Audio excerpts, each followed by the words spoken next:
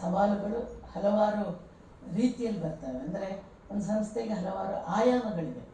ಅಲ್ಲಿ ಒಂದು ಭೌತಿಕವಾಗಿ ಬೆಳೆಸೋ ಅಂದರೆ ಕ್ಯಾಂಪಸ್ಸನ್ನು ಬೆಳೆಸುವಂಥದ್ದು, ಇನ್ನೊಂದು ಕಾನೂನು ರೀತಿಯ ಶಾಲೆಯ ಪರ್ಮಿಷನ್ನು ಮತ್ತು ಏನು ಭೂ ಪರಿವರ್ತನೆ ಇಂಥದ್ದು, ಅದೊಂದು ರೀತಿ ಕಾನೂನು ರೀತಿಯಾಗಿ. ಮತ್ತು ನಮ್ಮ ಸಿದ್ಧಾಂತವನ್ನು ನಮ್ಮ ವ್ಯವಸ್ಥೆಯೊಳಗೆ ತರೋದು, ಅದರ ಎಸೆನ್ಸನ್ನು ಹಾಕೋದಿದೆಯಲ್ಲ, ಇದೆಲ್ಲವೂ ಹಲವಾರು ಆಯಾಮ. ಪ್ರತಿಯೊಂದು ಒಂದು ಆಯಾಮದಲ್ಲೂ ನಮಗೆ ಸಿಕ್ಕಾಪಟ್ಟೆ ಸವಾಲುಗಳಿದ್ವು. ಯಾಕೆಂದರೆ ನಾವು ಒಂದು ವಸತಿ ಶಾಲೆಯಲ್ಲಿ ಶಿಕ್ಷಕರಾಗಿದ್ದವರು ಮತ್ತು ಅದರಲ್ಲಿ ಸಕ್ರಿಯವಾಗಿ ತೊಡ್ಕೊಂಡಿದ್ದವರು. ಒಂದು ಶಾಲೆಯನ್ನು ಶುರು ಮಾಡಿದಾಗ ಬೇಕಾದ ಹಣಕಾಸಿನ ಒಂದು ಏನು ತೊಡಕಿರ್ತದಲ್ಲ, ಮತ್ತು ಹಣಕಾಸಿನ ಒಂದು ಬೇಕಾಗುವ ಸಪೋರ್ಟ್ ಇರುತ್ತಲ್ಲ, ಅದರದ್ದು ನಮ್ಮಲ್ಲಿ ಕೊರತೆ ಇತ್ತು. ಅದನ್ನು ಒಟ್ಟು ಮಾಡಬೇಕಿತ್ತು. ಮತ್ತು ನೀವು ಪ್ರತಿಯೊಂದು ಗವರ್ಮೆಂಟ್ ಆಫೀಸಿಗೆ ಹೋದಾಗ ಅಲ್ಲಿ ಪರ್ಮಿಷನ್ ತಗೊಳ್ಳೋದೊಂದು ಹರಸಾಹಸ ನಿಜಕ್ಕೂ.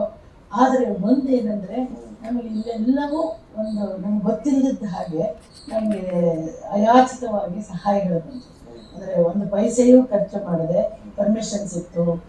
ಭೂ ಸುಧಾರಣೆ ಇದನ್ನು ನಾವು ಏಲಿನೇಷನ್ ಮಾಡಿದಾರಲ್ಲ ಅಲ್ಲಾಯಿತು. ಅಂದರೆ ಎಲ್ಲೋ ನಮ್ಮ ಉದ್ದೇಶ ಚೆನ್ನಾಗಿದ್ದರೆ, ಮಾಡುವ ಮನಸ್ಸಿದ್ರೆ ಪ್ರಾಯಶಃ ಅದಕ್ಕೆ ಪೂರಕವಾದ ಜನಗಳು ಸಿಗ್ತಾರೆ ಅನ್ನೋದಕ್ಕೆ ನಾನು ಯಾವಾಗಲೂ ಹೇಳ್ತೇನೆ. ಹೊಂಗಿರಣ ಒಂದು ಉದಾಹರಣೆ. ಯಾಕಂದರೆ ನಾವು ಖಾಲಿ ಕೈಯಲ್ಲಿ ಒಂದು ಸಣ್ಣ ಅಮೌಂಟ್ ಇಟ್ಕೊಂಡು ಶುರು ಮಾಡಿದವರು, ಸಂಕಲ್ಪದಿಂದ ಸಿದ್ಧಿ ಆಗತ್ತೆ ಅನ್ನೋದಕ್ಕೆ ಅದು ತುಂಬ. ಅಂದರೆ ಮತ್ತೆ ಇದಲ್ಲದೆ ಶಿಕ್ಷಕರನ್ನು ತಯಾರು ಮಾಡಬೇಕಲ್ಲ. ಈಗ ಮಕ್ಕಳು ಬಂದ್ಬಿಡ್ತಾರೆ, ಒಂದು ಹೌದು ಎಲ್ಲವೂ ಆಯ್ತು. ಈಗ ಒಂದು ಕ್ಯಾಂಪಸ್ ಆಯ್ತು, 11 ಎಕರೆ ಕ್ಯಾಂಪಸ್ ಆಯ್ತಾ. ಶಿಕ್ಷಕರನ್ನ ತಯಾರು ಮಾಡೋದಂತಲ್ಲ, ಅಂದ್ರೆ ತಯಾರು ಮಾಡೋದನ್ನ ನಾವು ಇದಲ್ಲ, ಬಟ್ ಅವರೊಳಗೆ ನಮ್ಮ ಆಲೋಚನೆಗಳನ್ನು ಹಾಕೋದಂತಲ್ಲ, ಅದು ಬಹಳ ಒಂದು ದೊಡ್ಡ ಸವಾಲ. ಈಗಲೂ ಕೂಡ ನಮ್ಗದೊಂದು ದೊಡ್ಡ ಸವಾಲ. ಯಾಕಂದ್ರೆ ಪ್ರೈವೇಟ್ ಶಾಲೆ ಅಂತ ನಿಮ್ಗೆ ಗೊತ್ತಿದೆ, ಬದಲಾಗ್ತಾ ಇರ್ತಾರೆ ಇದೆಲ್ಲ. ಸೊ ಅದನ್ನೆಲ್ಲ ಮಾಡುವಾಗ ಅದು ಕಷ್ಟ ಆಗ್ತಿತ್ತು. ಮತ್ತೆ ಕೆಲಸಗಾರರ ಅಭಾವ. ಅಡುಗೆ ಭಟ್ರಿಲ್ಲ ಅಂದ್ರೆ ನಾವು ಅಡುಗೆನೂ ಮಾಡಕ್ಕೆ ರೆಡಿ ಇರಬೇಕು. ಅಂದ್ರೆ ನೀವು ಎಲ್ಲ ವಸತಿ ಸಹಿತ ಅಂದ್ರೆ ಹಾಸ್ಟೆಲ್ ಇದೆ ನಮ್ಮಲ್ಲಿ. 4ನೇ ತರಗತಿಯಿಂದ PUC ತನಕದ ಮಕ್ಕಳಿಗೆ ಹಾಸ್ಟೆಲ್ನ ವ್ಯವಸ್ಥೆ ಇದೆ. 2 ಹುಡುಗರಿಗೆ. ಅಡುಗೆ ಭಟ್ರಿಲ್ಲ ಅಂದ್ರೆ ಅಡುಗೆನೂ ಮಾಡಕ್ಕೆ ರೆಡಿ ಇರಬೇಕು. ಅದನ್ನು ಮಾಡಿದ್ದೇನೆ ಕೂಡ ಅಂತ. ಮತ್ತೆ ಇನ್ನು ನಮ್ಮ ದೊಡ್ಡ ಸಪೋರ್ಟ್ ಅಂದ್ರೆ ನಮ್ಮ ಸಂಸ್ಥೆಯ ಮೊದಲಿನ ಅಧ್ಯಕ್ಷರು ಸುರೇಶ್ ಕುಮಾರ್ ಅಂತ, ನನ್ನ ಕಸಿನ್ ಅವರು ಶಿಕ್ಷಕರಲ್ಲ, IT ಫೀಲ್ಡ್. ಆದರೆ ತುಂಬ ಬಡತನದಿಂದ ಅವರ ಸ್ವಂತ ಶ್ರಮದಿಂದ ಮೇಲೆ ಬಂದವರು. ಅವರದ್ದೇ ಒಂದು ಕಂಪನಿ ಅವರು ಮಾಡ್ಕೊಂಡಿದ್ದಾರೆ. ಅವರಿಗೆ ಒಂದು ಗ್ರಾಮೀಣ ಶಿಕ್ಷಣ. ನಮ್ಮ ಕನಸು ಅದೇ ಆಗಿದ್ದಾಗ ನಮ್ಮ ಜೊತೆ ಸೇರಿ ಅಂದರೆ ನಾವು ಎಲ್ಲ ಯಾರಿದೇವೋ ನಮ್ಮ ಸಂಸ್ಥೆಯೊಳಗೆ ನಮಗೆಲ್ಲರಿಗೂ ಕೂಡ ಉತ್ಕೃಷ್ಟವಾದದ್ದನ್ನು ನಾವು ಕೊಡಬೇಕು ಅನ್ನೋ ಒಂದು ತುಡಿತ. ಮತ್ತೆ ಈಗ ನಾನು ನೋಡಿದ್ದೇನಲ್ಲ, ನಾನು ನವೋದಯದಲ್ಲಿದ್ದಾಗ ಎಲ್ಲವೂ ಇದೆ ವ್ಯವಸ್ಥೆ. ಮಕ್ಕಳಿಗೆ ಬೇಕಾದ ಒಳ್ಳೆ ಪಾಠ ಮಾಡೋ ಶಿಕ್ಷಕರು ಇದ್ದಾರೆ. ಆದರೆ ಏನೋ ಕೊರತೆ ಅಂದಾಗ ಸಂವೇದನೆ ಕೊರತೆ.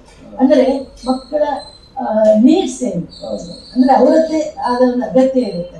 ಮಕ್ಕಳು ಕಲೀಲಿಕ್ಕೆ ಹಿಂದಿದ್ದಾರೆ ಅಂದರೆ ಅದಕ್ಕೆ ಕಾರಣ ಏನು, ಅಂದರೆ ಅದರ ಬಗ್ಗೆ ಶಿಕ್ಷಕರು ಯೋಚಿಸಿ ಮುಂದುವರಿಬೇಕು. ಆ ಮನಸ್ಸಿನ ಕೊರತೆ ಪ್ರಾಯಶಃ ಹೆಚ್ಚಿನ ಶಿಕ್ಷಣ ಸಂಸ್ಥೆಗಳಲ್ಲಿ ಅದು ಇರಬಹುದು. ಅದು ಇಲ್ಲದೆ ಇರುವ ಹಾಗೆ ಮಾಡುವ ಒಂದು ಏನು ಪ್ರಯತ್ನ ನಮ್ಮದು ಅಂತ. ನಮ್ಮಲ್ಲಿ ಎಲ್ಲಾ ರೀತಿಯ ಮಕ್ಕಳನ್ನ ನಾವು ತಕ್ಕೋಬೇಕು. ಕಲಿಕೆಯಲ್ಲಿ ಬಹಳ ಹುಷಾರಿರೋ ನಮ್ಮಲ್ಲಿ ಪ್ರತಿ ಬ್ಯಾಚಲ್ಲೂ ಲರ್ನಿಂಗ್ ಡಿಸಬಿಲಿಟಿ ಇರುವ ಮಕ್ಕಳು ಇದ್ದಾರೆ. ಅಂದ್ರೆ ನಮ್ಗೆ ಇಷ್ಟೇ ಅವರನ್ನ ಇನ್ಕ್ಲೂಸಿವ್ ಆಗಿ ತಕೊಂಡು ಹೋಗ್ಬೇಕು. ಅವರಿಗೂ ಕೂಡ ಒಂದು ಮನಸ್ಥೈರ್ಯ ನೋಡಿ ಧನಂಜಯ ಅವರೇ, ಕೊನೆಯಲ್ಲಿ ನಿಮ್ಮಲ್ಲಿರುವ ಆತ್ಮವಿಶ್ವಾಸವೇ ನಿಮ್ಮ ಸಹಾಯಕ. ಆ ಆತ್ಮವಿಶ್ವಾಸವನ್ನು ತುಂಬಿಸ್ಬೇಕಂದ್ರೆ ಮಕ್ಕಳಿಗೆ ನಿನ್ನಿಂದ ಸಾಧ್ಯ, ನಿನ್ನ ಆಸಕ್ತಿ ಇದು, ನೀನು ಹೇಗೆ ಮಾಡಿದ್ರೆ ಅಂದ್ರೆ ಇಂತಹ ರೀತಿಯಲ್ಲಿ ತೊಡಗಿಕೊಂಡ್ರೆ ನೀನು ಏನೂ ಮಾಡಬಲ್ಲೆ ಅನ್ನೋ ಒಂದು ಧೈರ್ಯ ಕೊಡೋದು ಅಂತಲ್ಲ, ಅದು ತುಂಬಾ ಮುಖ್ಯ. ಶಿಕ್ಷಣದ ಉದ್ದೇಶ ಆತ್ಮವಿಶ್ವಾಸ ತುಂಬೋದು. ಕೇವಲ ಅಕ್ಷರ ಕಲಿಸೋದು ಶಿಕ್ಷಣ ಅಲ್ಲ. ಎಷ್ಟು ಸ್ಟ್ರೆಂತ್ ಇಂದ ಸಂಸ್ಥೆ ಪ್ರಾರಂಭ ಆಯ್ತು? ಈಗ ಎಷ್ಟು ಸ್ಟ್ರೆಂತ್ ಇದೆ? 47 ಮಕ್ಕಳ ಜೊತೆಗೆ ಪ್ರಾರಂಭ ಆಯ್ತು. ಈಗ ಒಂದು 900 ಆಸ್ಪಾಸ್ ಮಕ್ಕಳಿದ್ದಾರೆ. ನಮ್ಗೆ ಆ ರೀತಿಯಲ್ಲಿ ಸಂಖ್ಯೆಯಲ್ಲಿ ಬೆಳೆಯುವ ಮನಸ್ಥಿತಿ,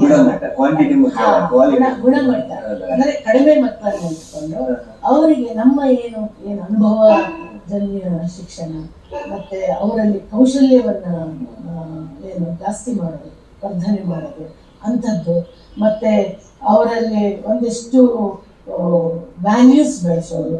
ಯಾಕಂದ್ರೆ ಈ ಮಾನಸಿಕ ಸಂತುಲನ ಅನ್ನೋದು ತುಂಬಾ ಮುಖ್ಯ. ಈಗ ಅದಕ್ಕೆ ಪೂರಕವಾದ ಒಂದು ಏನು ವ್ಯವಸ್ಥೆಯನ್ನು ಕೊಡೋದು, ಮತ್ತೆ ಅವರಲ್ಲಿರುವ ಏನೇನು ಆಸಕ್ತಿ ಇದೆಯೋ ಅದನ್ನು ಹೊರಹೊಮ್ಮಲಿಕ್ಕೆ ಅವರಿಗೆ ವೇದಿಕೆಗಳನ್ನು ಕಲ್ಪಿಸ್ಬೋದು.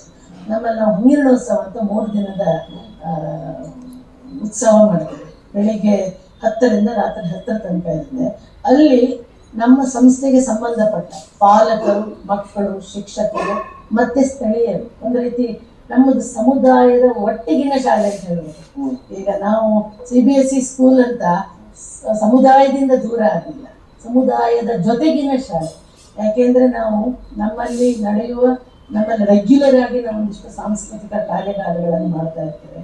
ಆ ಸಂಪನ್ಮೂಲ ವ್ಯಕ್ತಿಗಳನ್ನ ಸ್ಥಳೀಯರ ಅಲ್ಲಿ ಅವರನ್ನೇ ನಾವು ಬಳಸಿಕೊಂಡು ನಾವು ಅಂತಹ ಕಾರ್ಯಾಗಾರಗಳನ್ನ ಮಾಡ್ತಾ ಇರ್ತೇವೆ. ನಿಮ್ಮ ಉದ್ದೇಶ ಸರ್ವತೋಮುಖ ಬೆಳವಣಿಗೆ ಶಿಕ್ಷಣದ ಉದ್ದೇಶ ಅಂತ ಹೇಳಿ.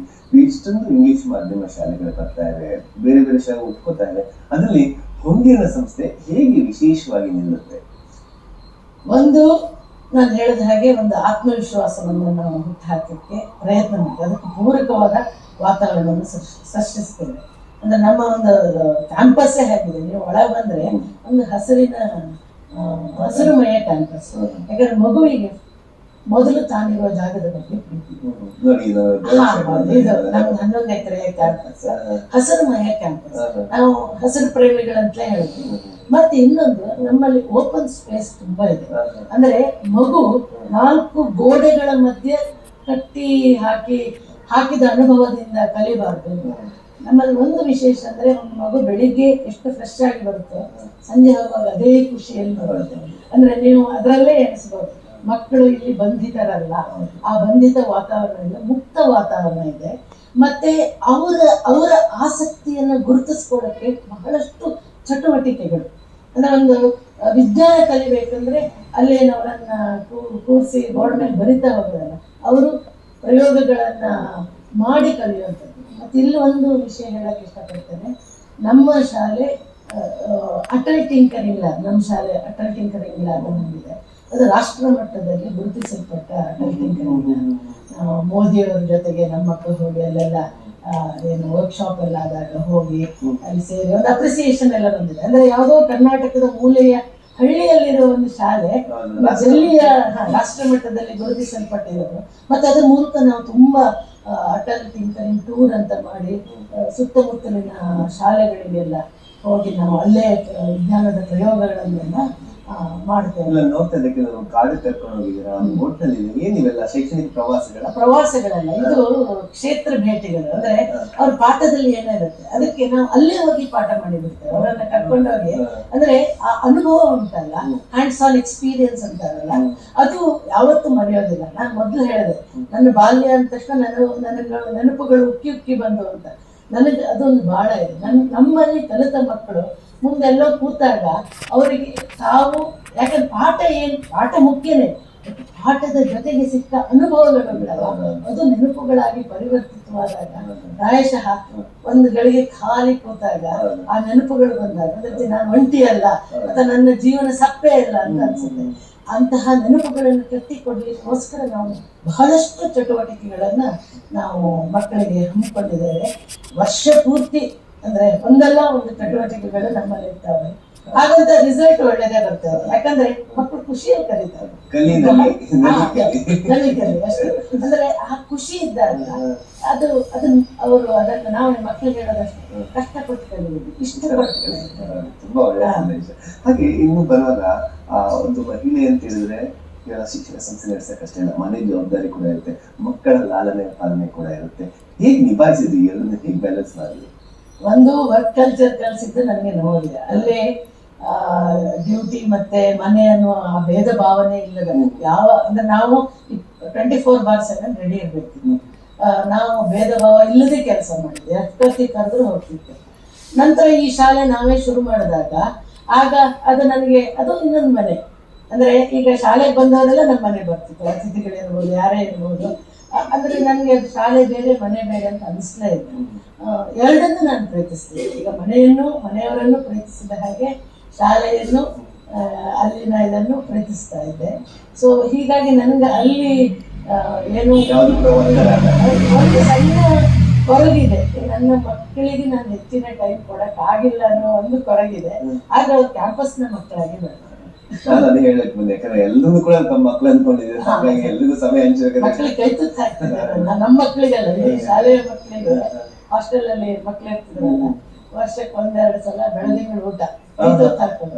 ಅಂದ್ರೆ ಅದೊಂದು ರೀತಿ ಖುಷಿ. ನಂಗೆ ಅಡುಗೆ ಮಾಡೋದು, ಊಟ ಅಂದ್ರೆ ಉಣಬಡಿಸೋದು, ಇದೆಲ್ಲ ಭಾರಿ ಖುಷಿ. ಅಂದ್ರೆ ನನ್ನ ಖುಷಿಗೆ ನಾನು ಮಾಡ್ತಿದ್ದದಿರ್ಬೋದು ಅಂತ ಅದು ಖುಷಿ. ಮತ್ತೆ ಮಕ್ಕಳಂದ್ರೆ ತುಂಬಾ ಇಷ್ಟ ನನಗೆ. ಸೊ ನೀವು ಇಷ್ಟಪಟ್ಟಿರೋ ಕೆಲಸವನ್ನ ಆರಂಭದಿಂದ ಇಲ್ಲಿವರೆಗೂ ಮಾಡಿದಾರ, ಯಾವ್ದಾದ್ರು ಹಂತದಲ್ಲಿ ನಾನು ಮಾಡಿದ್ ಸರಿ ಅಂತ ಅನಿಸ್ತೀವಿ, ಅಥವಾ ಏನಾದ್ರು ತಪ್ಪಜ್ಜೆ ಇಟ್ಬಿಟ್ಟು ಅಂತ ಕ್ಷೇತ್ರಭಾವ ಬಂದಿದೆ ಯಾವಾಗಾದ್ರೂ ಕೂಡ? ಇಲ್ಲವೇ ಇಲ್ಲ. ನನಗೆ ನಾನು ಮಾಡಿದ ಕೆಲಸದಲ್ಲಿ ತೃಪ್ತಿ ಇದೆ. ಯಾಕಂದ್ರೆ ನಾನು ಯಾವುದನ್ನು ಹಣದಲ್ಲಿ ಅಳೆಯುವಲ್ಲ. ಹಣ ಬರುತ್ತೆ ಹೋಗುತ್ತೆ, ಆದ್ರೆ ಒಂದು ಕೆಲಸ ಮಾಡಿ ಅದು ಪೂರ್ಣ ಆದಾಗ, ಅದಕ್ಕೊಂದು ಒಳ್ಳೆಯ ರಿಸಲ್ಟ್ ಬಂದಾಗ ಆ ತೃಪ್ತಿ ನೀವು ಕೋಟಿಗಟ್ಟಲೆ. ನನಗೆ ಆ ತೃಪ್ತಿಯ ಭಾವ ಇದೆ. ನಾನು ಏನು ಮಾಡಬೇಕಂತ ಅನಿಸಿಲ್ಲ, ಅದನ್ನ ಸಮಾಜದ ನಮಗೆ ತುಂಬಾ ಕೊಟ್ಟಿದೆ. ಸಮಾಜಕ್ಕೆ ನಮ್ಮಿಂದ ಒಂದಿಷ್ಟು ನಾವು ಕೊಡ್ತಾ ಇದೆ ಅನ್ನೋ ತೃಪ್ತಿಯ ಭಾವ ನನಗಿದೆ. ಮತ್ತು ನಾನು ಇದನ್ನು ಒಂಟಿಯಾಗಿ ಮಾಡಿದ್ದೇನೆ ಅಂತ ಹೇಳೋದಿಲ್ಲ. ನನಗೆ ಬಹಳಷ್ಟು ಸ್ಥಳೀಯರು, ಬಹಳಷ್ಟು ಆತ್ಮೀಯರು, ಮತ್ತೆ ನಮ್ಮಲ್ಲಿರುವ ಒಂದು ಟೀಮ್ ಇದೆಲ್ಲ, ಪ್ರತಿ ನಿಟ್ಟಿನಲ್ಲೂ ಕೂಡ ನನಗೆ ನನ್ನ ಜೊತೆಗಿದ್ದಾರೆ. ನಾನು ಹೇಳೋದಲ್ಲ, ಅಡುಗೆ ಮಾಡ್ತಿದ್ದೆ, ಅಡುಗೆ ಮಾಡುವಾಗ 4 ಜನ ಟೀಚರ್ಸ್ ನನ್ನ ಜೊತೆ ಸೇರಿ ಅಡುಗೆ ಮಾಡಕ್ಕೆ ಬರ್ತಿದ್ರು. ಅಲ್ಲೇನೋ ಪೀರಿಯಡ್ ಅಡ್ಜಸ್ಟ್ ಮಾಡಿ, ಅಂದ್ರೆ ಆ ರೀತಿ ಒಂದು ಆ ಒಳಗೊಳ್ಳುವಿಕೆ ಮತ್ತೆ ಒಟ್ಟಿಗೆ ಹೋಗೋದುಂಟಲ್ಲ, ಅದು ಸಮಷ್ಟಿ. ಆ ಸಮಷ್ಟಿಯ ಒಂದು ಭಾವದಲ್ಲಿ ಕೆಲಸ ಮಾಡಿದ ಖುಷಿ, ಮಾಡ್ತಾ ಇರೋ ಖುಷಿ ನನಗಿದೆ. ಮತ್ತೆ ಇನ್ನು ಮುಂದೆ ಬಹಳಷ್ಟು ಕನಸುಗಳಿವೆ, ನೋಡ್ಬೇಕು ಏನಾಗುತ್ತೆ ಅನ್ನೋದನ್ನ. ಸಮಾಜದಲ್ಲಿ ಮನುಷ್ಯ ಸಂಘಜೀವಿ ಅಂತ ಹೇಳ್ತಾರೆ, ಅದನ್ನ ನೀವು ಜೀವಿಸಿ ತೋರಿಸಿದ್ದೀರಾ, ಸಂಘಜೀವಿಸೋದನ್ನ. ಹಾಗೆ ತಾವು ಇಷ್ಟೆಲ್ಲಾ ಕೆಲಸಗಳ ನಡುವೆ ಕುಟುಂಬ, ಶಿಕ್ಷಣ, ಸಂಸ್ಥೆ ನಡುವೆ ಪುಸ್ತಕಗಳನ್ನು ಕೂಡ ಬರ್ದಿದ್ದೀರಾ. ಅಷ್ಟೆಲ್ಲ ಅಪ್ಡೇಟ್ ಆಗಿದ್ದೀರಾ ನೀವು. ಇವತ್ತು ಇನ್ಸ್ಟಾಗ್ರಾಮ್, ಫೇಸ್ಬುಕ್ ಕೂಡ ಸಾವಿರಾರು ಲೇಖನ ಬರ್ದಿದ್ದೀರಾ. ಅದ್ರ ಬಗ್ಗೆ ಮಾತಾಡೋದಾದ್ರೆ, ನಾನು ತುಂಬಾ ಓದ್ತಾ ಇದ್ದೆ. ಅದನ್ನೆಲ್ಲ ನನಗೆ ಬರೀಲಿಕ್ಕೆ ಬರುತ್ತೆ ಅನ್ನೋದು ಗೊತ್ತಿರಲಿಲ್ಲ. ಬಟ್ ಹಂಗಿನ ಶುರು ಮಾಡಿದ್ಮೇಲೆ ನಾನು ನಾಟಕದ ಸ್ಕ್ರಿಪ್ಟ್ಗಳನ್ನ ನಮ್ಮ ಹಂಗಿನ ಉತ್ಸವಕ್ಕೆ, ನಮ್ಮಲ್ಲಿ ಅಷ್ಟೂ ಮಕ್ಕಳು ವೇದಿಕೆಗೆ ಬರ್ತಾರೆ. ಈಗ 900 ಮಕ್ಕಳು ಬರ್ತಾರಂದ್ರೆ 3 ದಿನದಲ್ಲಿ 900 ಮಕ್ಕಳು ವೇದಿಕೆಗೆ ಬರ್ತಾರೆ. ಸೊ ಸ್ಕ್ರಿಪ್ಟ್ ಬರೀಲಿಕ್ಕೆ ಶುರು ಮಾಡಿದೆ ನಾನು. ಅಂದ್ರೆ ನಮ್ಮ ಮಕ್ಕಳಿಗೆ ಅನುಕೂಲ ಆಗುವಂತಹ ಸ್ಕ್ರಿಪ್ಟ್ಗಳನ್ನು ಬರೀಲಿಕ್ಕೆ ಶುರು ಮಾಡಿದೆ. ನಂತರ ನಿಧಾನವಾಗಿ ಕೋವಿಡ್ ಸಮಯದಲ್ಲಿ ತುಂಬಾ ಟೈಮ್ ಸಿಕ್ತು. ಆಗ ನಾನು ನನ್ನ ಬಾಲ್ಯದ ಅನುಭವಗಳು, ನನ್ನ ಜೀವನದ ಅನುಭವಗಳು, ಹೊಂಗೇನನ್ನು ಬೆಳೆಸಿದ ರೀತಿ, ಮತ್ತೆ ನನ್ನ ಜೀವನದಲ್ಲಿ ಬಹಳಷ್ಟು ಜನ ಅವರದ್ದೇ ಆದ ಒಂದು ಇನ್ಫ್ಲುಯೆನ್ಸ್, ಪ್ರಭಾವವನ್ನು ಬೀರಿದ್ದಾರೆ, ಅವ್ರ ಬಗ್ಗೆ ಎಲ್ಲ ಬರಿತಾ ಹೋದೆ. ಸೊ ಆಗ ನಾನು ಬರಲಿ ಅನಿಸ್ತು. ಅಂದ್ರೆ ನನ್ನ ಚಿಕ್ಕಂದಿನ ಓದಿನ ಹವ್ಯಾಸ ಅನ್ನೋದು ನನ್ನನ್ನು ಬರಹಗಾರ್ತಿಯಾಗಿ ಮಾಡ್ತೀನಿ. ಸೊ ಅದು ಒಂದು ನನ್ನದು. ಮತ್ತೆ ಇನ್ನೊಂದು, ನನ್ನ 50ನೇ ವಯಸ್ಸಿನ ನಂತರ ಈಜು ಕಲಿತೆ. ನಾನು ಊರಿನ ಕೆರೆಯಲ್ಲಿ, ಸ್ವಿಮ್ಮಿಂಗ್ ಪೂಲ್ ಅಲ್ಲ, ಕೆರೆಯಲ್ಲಿ ಈಜು ಕಲಿತೆ. ಮತ್ತು ನಮ್ಮ ಕಡೆ ಎಲ್ಲ ಬ್ಯಾಕ್ ವಾಟರ್ ಇದೆ. ಆ ಬ್ಯಾಕ್ ವಾಟರ್ ಕೂಡ ನಾನು ಅಂದ್ರೆ ಅದೊಂದು ರೀತಿಯ, ನನಗೆ ಈ ಶಾಲೆ ಮಾಡಿದ್ಕಿಂತ ಹೆಚ್ಚು ಈಜು ಕಲಿತ ದೊಡ್ಡ ಸಾಧನೆ. ಯಾಕಂದ್ರೆ ನನ್ನಿಂದ ಈಜು ಕಲೀಲಿಕ್ಕೆ ಆಗತ್ತೆ ಅಂತ ಗೊತ್ತಿರಲಿಲ್ಲ.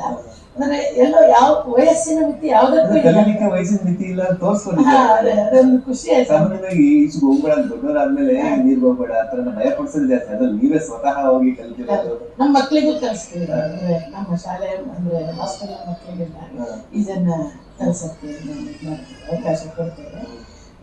ಮತ್ತೆ ಇನ್ನೊಂದು ಆಟ ಆಡ್ತಿದ್ದೆ, ಸಿಕ್ಕಾಪಟ್ಟೆ ಆಟ ಆಡ್ತಾ ಇದ್ದೆ. ಸಣ್ಣದಿಲ್ಲ, ಒಂಚೂರು ಬಿಸಿಲು ವೇಸ್ಟ್ ಮಾಡಿದ್ದೆ ನಾನು. ಪ್ರಾಯಶಃ 50ನೇ ವಯಸ್ಸಿನ ತನಕ ಆಡಿದ್ದೇನೆ. ಅಂದ್ರೆ ಇಲ್ಲಿ ಮಕ್ಕಳ ಜೊತೆಗೂ ಕೂಡ ಆಡ್ಲಿಕ್ಕೆ ನಂಗೆ ಅವರೇ ಹೊರಾಂಗಣ ಆಡ್ತಿದ್ದೆ. ಅಂದ್ರೆ ಒಂದ್ ರೀತಿ ಅದೆಲ್ಲ ಒಂದು ಖುಷಿ ಕೊಡುವ ಮೊಮೆಂಟ್ಸ್. ಕೆಲಸ ಇದ್ದದ್ದೇ, ಕೆಲಸದ ಜೊತೆಗೆ ವೃತ್ತಿಯ ಜೊತೆಗೆ ಪ್ರವೃತ್ತಿ ಉಂಟಲ್ಲ, ಈ ಆಸಕ್ತಿಗಳು ನಮ್ಮನ್ನ ಒಂದು ರೀತಿಯ ಜೀವಂತವಾಗಿಡುತ್ತೆ ಅಂತ ಅನಿಸುತ್ತೆ. ಹೌದು, ಮೋಸ್ಟ್ಲಿ ಅದಕ್ಕೆ ನೀವು ಇಷ್ಟು ಲವಲವಿಕೆಯಿಂದ ಇದ್ದೀರಾ ಅಂತ ನಾನು ಭಾವಿಸ್ತೀನಿ. ಜೊತೆಗೆ ಪುಸ್ತಕ ಕೂಡ ಹೌದು. ನಾನು ಈಗ 2 ವರ್ಷದ ಹಿಂದೆ ನನ್ನ ಮಗ, ಸೊಸೆ, ಮಗಳು ಜೊತೆ ಥೈಲ್ಯಾಂಡಿಗೆ ಹೋಗಿದ್ದೆ. ಹೋದಾಗ ಒಂದು ಪ್ರವಾಸಕ್ಕೆ ತಗೊಂಡಿದ್ದೆ. ಲಾಸ್ಟ್ ಇಯರ್ನ ಪ್ರಕಾಶನದಿಂದ ಈವರೆಗೆ ಒಂದು 15 ಪುಸ್ತಕಗಳನ್ನು ತಂದಿದ್ದೇವೆ. ಅದರ ಸಂಪಾದನೆ ಅದನ್ನು ಒಟ್ಟುಗೂಡಿಸಿದ್ದು ಬರಹ ಇದೆಲ್ಲ ನೋಡ್ಬೋದು. ಇದು ನಮ್ಮ ಇದೊಂದು ಸಮಗ್ರ ಅನ್ನೋದು ನಮ್ಮದೇ ಆದ ಕರಿಕ್ಯುಲಮ್. ನಾವು ನಮ್ಮ ಪ್ರೈಮರಿಯಲ್ಲಿ ಇಂಟಿಗ್ರೇಟೆಡ್ ಕರಿಕ್ಯುಲಮ್ ಹಾಕಿ ನಮ್ಮ ಟೀಚರ್ಸೇ ಮಾಡಿದ ಪುಸ್ತಕ. ಅದಕ್ಕೆ ನಾನು ಒಂದಿಷ್ಟು ಮಾರ್ಗದರ್ಶನ ಕೊಟ್ಟಿದ್ದೆ ಬಿಟ್ಟರೆ ನಮ್ಮ ಟೀಚರ್ಸೇ ಅವರ ಅನುಭವದಿಂದ ಅದರಲ್ಲಿ 8 ಕಾನ್ಸೆಪ್ಟ್, 8 ತಿಂಗಳು 8 ಕಾನ್ಸೆಪ್ಟ್ ಇದೆ. ಅದು ಎಲ್ಲವೂ ಇಂಟಿಗ್ರೇಟೆಡ್, ಒಂದು ಥೀಮಿನ ಸುತ್ತ ಅಷ್ಟೂ ವಿಷಯಗಳು ಇರ್ತವೆ. ಮಗು ಯಾವುದೇ ಒತ್ತಡ ಇಲ್ಲದೆ ಸಮಗ್ರವಾಗಿ ಆ ವಿಷಯವನ್ನು ನೋಡುವ ಒಂದು ಅನುಭವ ಸಿಗುತ್ತೆ, ದೃಷ್ಟಿಕೋನ ಬೆಳೆಯುತ್ತೆ. ಕಾರ್ಯಕ್ರಮದ ಕೊನೆ ಹಂತಕ್ಕೆ ಬರ್ತಾ ಇದ್ದೀವಿ ನಾವು. ತಮಗೆ ಈ ಸಾಧನೆಗೆ ಹಲವಾರು ಪ್ರಶಸ್ತಿಗಳು ಲಭಿಸಿವೆ. ತಮಗೆ ಲಭಿಸುವಂತಹ ಗೌರವಗಳು ಮತ್ತೆ ಪ್ರಶಸ್ತಿಗಳ ಬಗ್ಗೆ ಮೆಲುಕು ಹಾಕೋದಾದ್ರೆ ಒಂದು ಸ್ವಲ್ಪ ದೊಡ್ಡ ಮಟ್ಟದಲ್ಲಿ ಅಂದ್ರೆ ದಿಗ್ವಿಜಯ ಮಹಿಳಾ ಸಾಧಕಿ ಪ್ರಶಸ್ತಿ ದೊರಕಿದೆ. ಮತ್ತೆ ಹಾಗೆ ಸ್ಥಳೀಯ ಸಂಸ್ಥೆಗಳ ಹಲವಾರು ಸಂಸ್ಥೆಗಳ ಅವರು ಅದು ಸ್ವಲ್ಪ ದೊಡ್ಡದು. ಸ್ವಲ್ಪ ಪ್ರಶಸ್ತಿ ಅಂದ್ರೆ ನಾನು ದೂರ, ಬಟ್ ಆತ್ಮೀಯ ವಲಯದಲ್ಲಿ ಕರೆದಾಗ ಹೋಗ್ತೇನೆ. ಇದು ನನ್ನ ಒಬ್ಬ ಸ್ಟೂಡೆಂಟ್, ಅವನು ವಿನಯ್ ನಾಡಿಗ್ ಅಂತ ಹಾಡುಗಾರ, ಆತ ಒಂದು ಗೌರವಿಸಿದ ಸನ್ನಿವೇಶಗಳು. ಸೊ ಸುಮಾರು ಸ್ಥಳೀಯ ಸಂಸ್ಥೆಗಳು ಕರೆದು ಗೌರವಿಸಿವೆ. ಮತ್ತೆ ಇನ್ನೊಂದು ಈ ಸಂದರ್ಭದಲ್ಲಿ ಹೇಳಕ್ ಇಷ್ಟಪಡೋದೇನೆಂದ್ರೆ, ನಾನು ಸಂಘಟನಾಗಾರ್ತಿ ಕೂಡ.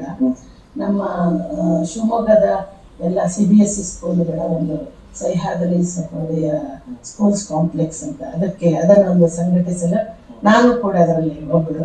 ಮತ್ತೆ ಅದರ ಮೂಲಕ ಹಲವಾರು ಕಾರ್ಯಕ್ರಮಗಳನ್ನು ಸಕ್ರಿಯವಾಗಿ ಮಾಡ್ತಾ ಇದ್ದೇವೆ.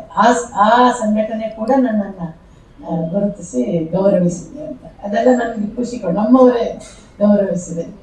ನಿಜವಾದ ಬಹುಮುಖ ಪ್ರತಿಭೆ ಇದು. ನಿಮ್ಮ ಈ ಒಂದು ಜೀವನ ಮತ್ತು ಜೀವನ ಸಾಲನೆ ಬಹಳಷ್ಟು ಮಹಿಳೆಯರಿಗೆ ಅಷ್ಟೇ ಅಲ್ಲ, ಎಲ್ಲರೂ ಕೂಡ ಸ್ಫೂರ್ತಿ ಕೊಡುವಂಥದ್ದು ಅಂತ ಹೇಳಿ ಇವತ್ತಿನ ಕಾರ್ಯಕ್ರಮದಲ್ಲಿ ಭಾಗವಹಿಸಿದ್ದಕ್ಕೆ ದೂರದರ್ಶನ ಚಂದನ ವಾಹಿನಿಯ ಪರವಾಗಿ ತಮಗೆ ಧನ್ಯವಾದಗಳು.